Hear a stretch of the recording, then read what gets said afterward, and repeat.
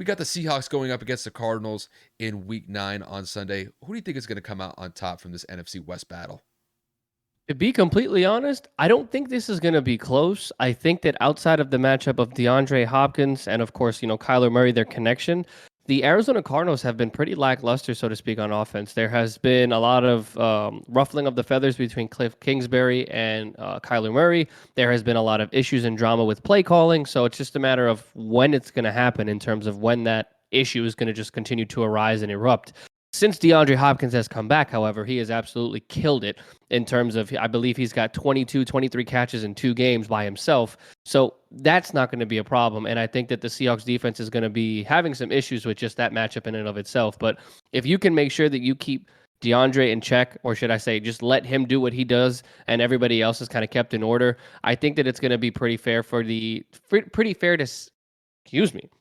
safe to say that the Cardinals are going to fall short and the Seahawks are going to sweep the season series against the Cardinals. I think Geno Smith, DK Metcalf, Kenneth Walker, and so many other pieces have come to be reliable sources for Geno to rely on.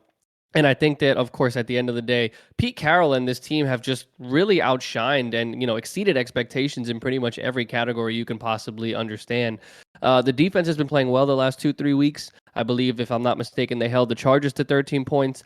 Last week, they actually, what was it? Last week, they played the Giants. They held them to 13, 14 points. Their defense is playing good against pretty good football teams, if I had to say so myself. So if I had to put this one into a prediction, I would say that the Cardinals lose. The Seahawks win this game by, trying to be fair, but at the same time be realistic. I think that the Seahawks can win this game easily by maybe 10 to 14 points just because, again, they're riding a high wave. Their offense is riding high, and the defense is playing a lot better than what they've had in recent memory. So I will say that the Seahawks win this one confidently, and they move to 6-3 in a surprising division lead in the NFC West. Yeah, Kev, I'm with you 100% on this one. I think the Seahawks are going to beat the Cardinals this week. Just to kind of make a point, they gave up 23 points to the Chargers 2 I weeks knew it had ago. a 3. Yeah, it Damn, had a my three bad. and a. But still, I mean, you look at the last 2 weeks specifically, they're only giving up what, 18 points per game the last 2 weeks against some pretty solid opponents with the Chargers and Giants, all things considered. So no, when it comes to their defense, I think that they've been stepping up. They've been opportunistic and they're forcing turnovers. But just to kind of dive into the game itself, yeah, I think the Seahawks are going to win this one pretty convincingly. They've really been one of the more surprising teams in the NFL this year, and it's simply just because of the rise that Geno Smith has had. I don't think anybody expected Geno Smith to be this effective with the Seattle Seahawks. I think a lot of people would have looked at Seattle as a team kind of in decline, just based off of the fact that they traded Russell Wilson away. But looking back at that whole scenario, I think they are probably for the better for getting rid of Russell Wilson when you see how bad that Russell has played with the Broncos so far.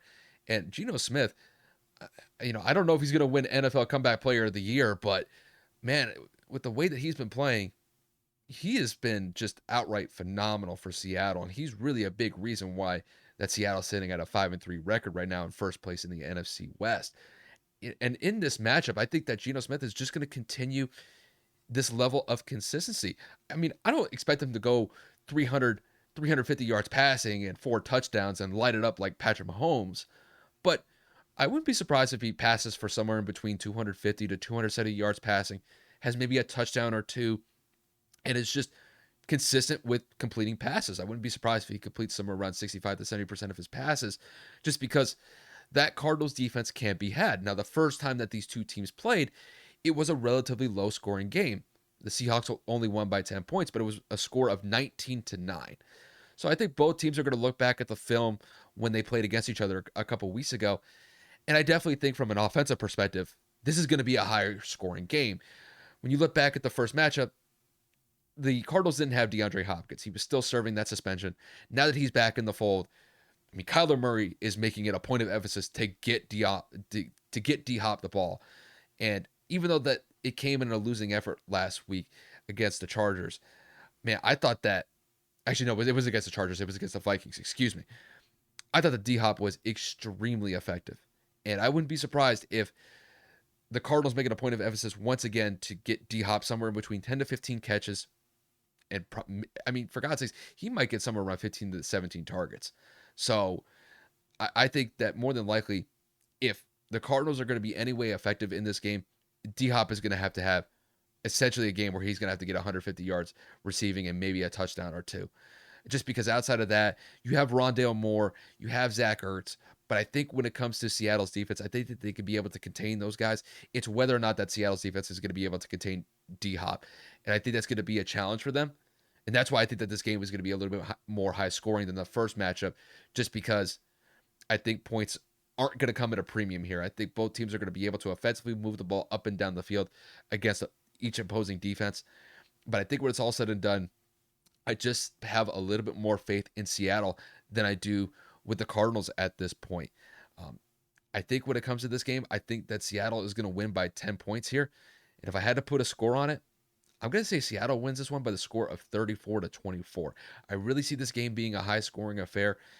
And yeah, I'm just really shocked that Seattle has been this effective so far. And if they continue this effective style of offense, and you combine that with the fact that they've been great on the run game, Geno's been solid, and their defense is getting turnovers pretty consistently, I think that's a winning formula for them. I think it repeats itself in this matchup against the Cardinals, and they would bump up to 6-3 on the record once this game goes final on Sunday.